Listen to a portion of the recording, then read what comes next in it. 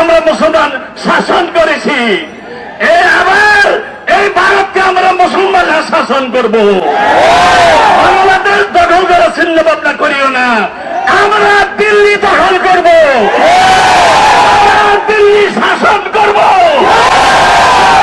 ছেলেদের জন্য, গজহিতদের জন্য আপনারা পাইয়া আছেন।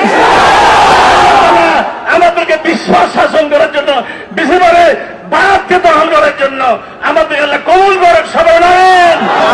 এই হাসিনা আওয়ামী লীগ বিদায় হয়ে গেছে, আর 100 বছরেও বাংলাদেশের আর মাথা উঠাতে পারবে না। ঠিক কিনা বলেন?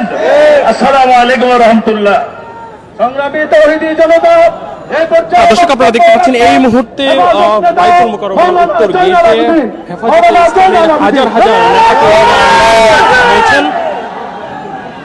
ইন্না ফাতাহনা লাকা ফাতহাম মুবিনা।